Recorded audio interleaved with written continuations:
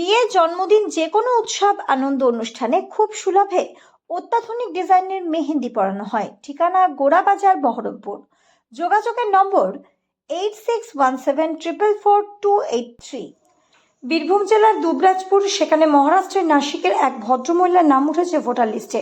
উঠতেই পারে, কিন্তু দেখা যাচ্ছে সেই ভদ্রমহিলা ভারতীয় জনতা পার্টির হয়ে জেলা পরিষদে দাঁড়িয়েছিল।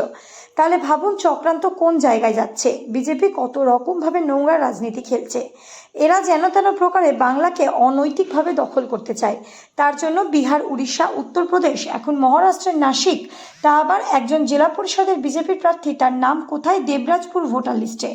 বাংলার মানুষ এর যোগ্য জবাব দেবে, কারণ মানুষ বুঝে গেছে এই বিজেপি ভোটে লড়াই করার আগেই এরকম দুর্নীতি করছে, চক্রান্ত করছে। তাই বাংলার মানুষের একটাই আওয়াজ, বাংলা আবার নিজের মেয়েকেই চায়।